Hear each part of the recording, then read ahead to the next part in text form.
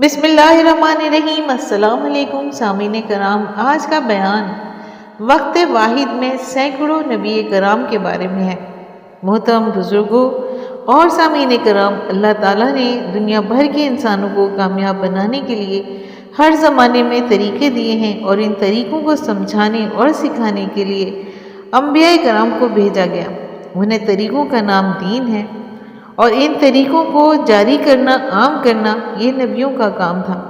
بعض نبی شہر کے لیے آئے جیسے شعیب علیہ السلام، بعض اپنے اہل کے لیے آئے جیسے حضرت اسماعیل علیہ السلام، بعض قوم کے لیے آئے جیسے نوح علیہ السلام اور یونس علیہ السلام، اور ایک زمانے میں سینکڑوں نبی ہوتے تھے۔ ان کو حلقہ اور دائرہ دیا گیا تھا۔ نبی ہر زمانے میں یہ بات بتاتے تھے کہ اللہ کون سے طریقے پہ کامیاب کرتے ہیں اور کون سے طریقے پہ ناکام کرتے ہیں۔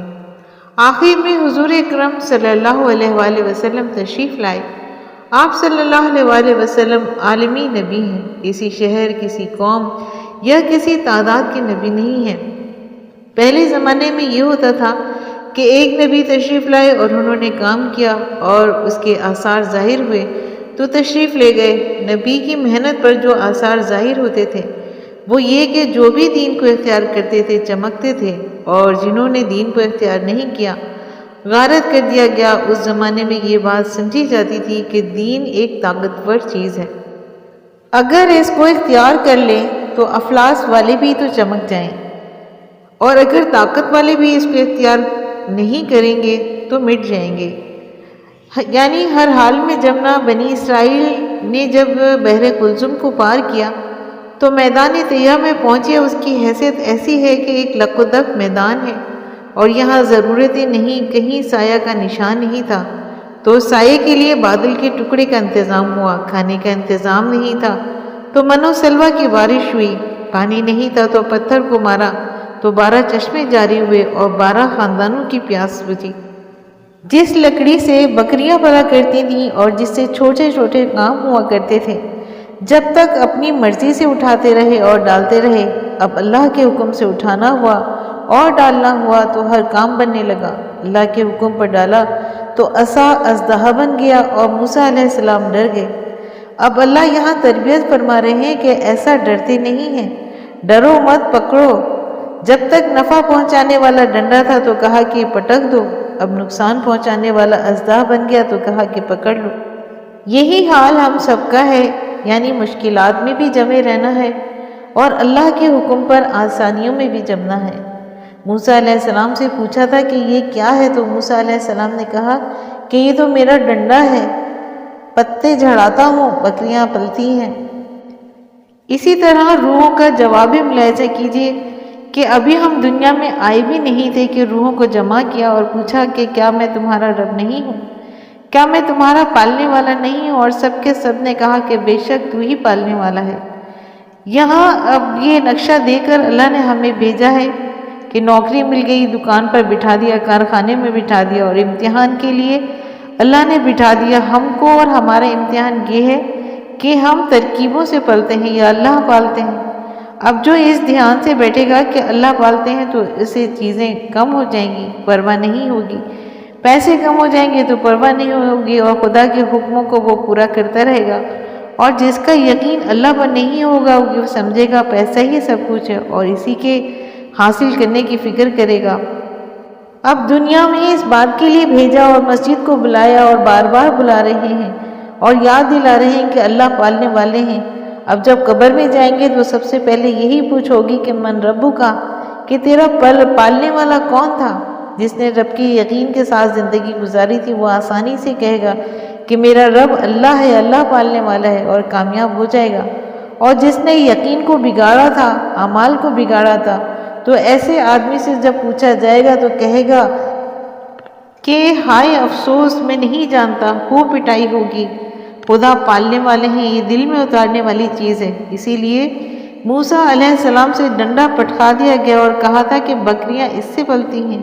اب تو ہلاکت کا نقشہ آ گیا ہے کہ بکریاں کیا پلیں گی، انسانی کی موت نظر آ رہی ہے۔ حضرت موسیٰ علیہ السلام پر بھی اثر ہوا، بکریاں کیا پلتی ہیں، خود بکریاں کھا کر پلے گا اور بکریاں چرانے والے بھی کھا جائے گا۔ اس کے بعد اس عصا کو اللہ کے حکم پر پکڑنا سیکھا اور اللہ کے حکموں پر پٹکنا سیکھا۔ سامعین کرام، ذرا ملاحظہ کیجئے کہ ہر پریشانی کا علاج موسیٰ علیہ السلام کا ڈنڈا کیسے بنا۔ بنی اسرائیل پھنس گئے، آگے سمندر، پیچھے فرعونی لشکر۔ اللہ نے کہا کہ گھبرانے کی ضرورت نہیں ہے، ہر پریشانی کا علاج حضرت موسیٰ علیہ السلام کا ڈنڈا ہے۔ ڈنڈا لو اور سمندر کی پٹائی کرو۔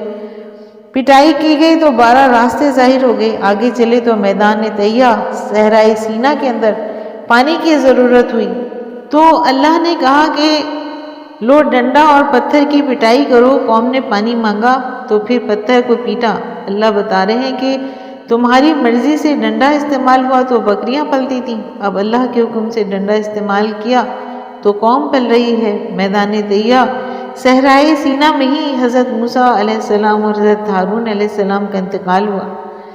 بنی اسرائیل کچھ دنوں تک تو ٹھیک رہے، اور جب وہ دن زیادہ گزر گئے تو آہستہ آہستہ دین نکلتا گیا اور رسوم باقی رہ گئے، اور بہت سی باتیں غلط پیدا ہو گئیں، شرک بھی پیدا ہو گیا۔ نبی آتے اور بتاتے، اور جب وہ چلے جاتے تو قوم کچھ دنوں تک اعمال پر چلتی تھی، اور جب نبی اپنا کام پورا کر کے چلے گئے اور بعد میں قوم نے بگاڑ پیدا کر لیا تو پھر نبی بھیجا گیا۔ حضور اکرم صلی اللہ علیہ وسلم سب سے بعد میں تشریف لائے۔ اب آپ صلی اللہ علیہ وسلم کے بعد کوئی نبی آنے والا نہیں۔ حضور اکرم صلی اللہ علیہ وسلم کے ساتھ 2 خصوصیتیں ہیں، خاص ایک یہ کہ آپ صلی اللہ علیہ وسلم عالمی نبی ہیں، دوسرے یہ کہ قیامت تک اب کوئی نبی نہیں آئے گا۔ اس میں یہ بات سوچنی ہے کہ اور نبیوں کو کام کا جو میدان ملا وہ بہت تھوڑا ملا اور عمریں بہت لمبی ملی۔ حضرت آدم علیہ السلام کے بارے میں آتا ہے کہ 1000 حج کیے۔ حضرت نوح علیہ السلام کی دعوتی عمر 950 برس کی ہے، جبکہ ہمارے پیارے نبی صلی اللہ علیہ وسلم کو کم عمر ملی اور کام اتنا ملا کہ ساری دنیا کی جتنی قومیں، جتنی زبانیں ہیں، چاہے وہ کوئی سی بھی رنگ و نسل ہے، سب کے آپ صلی اللہ علیہ وسلم نبی ہیں اور قیامت تک کے لیے نبی ہیں۔ اور اب لوگ کہتے ہیں کہ نبوت کا دور ختم ہو گیا اور یہ زمانہ نبوت سے خالی ہے، یہ غلط ہے۔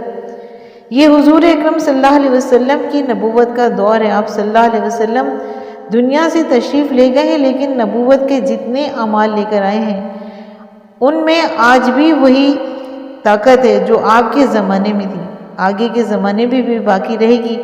آپ کا دین منسوخ نہیں ہوا اور سارے دین منسوخ ہو چکے ہیں، اب ان کے ساتھ اللہ کی ضرورت نہیں ہے اور نبیوں کے زمانے ختم ہو چکے ہیں۔ اس لیے جب ان کے طریقوں میں کامیابی نہیں ہے، بعض نبیوں کے طریقے حضور اکرم صلی اللہ علیہ وسلم نے لیے ہیں۔ سامعین کرام، آپ صلی اللہ علیہ وسلم کے طریقوں میں قیامت تک کے لیے اللہ تعالیٰ نے طاقت رکھی ہے۔ یوں تو ہر نبی کے طریقے میں اللہ نے طاقت رکھی تھی، انجیل کے ساتھ طاقت اللہ نے رکھی تھی، لیکن جب حضور اکرم صلی اللہ علیہ وسلم پر قرآن پاک نازل ہوا تو انجیل بھی منسوخ ہو گئی۔ سامعین کرام، آخر میں دعا کرتی ہوں کہ اللہ تعالیٰ ہمیں قرآن پاک پڑھنے، سمجھنے اور اس پر عمل کرنے کی توفیق عطا فرمائے، آمین۔ اگر آپ کو میرا آج کا بیان پسند آیا ہے تو آپ اپنے چینل فضائل اسلام کو لائک اور سبسکرائب کیجیے اور ساتھ لگے بیل آئیکن کو پریس کیجیے تاکہ آنے والی نئی ویڈیوز کا نوٹیفیکیشن آپ کو سب سے پہلے ملے۔ شکریہ۔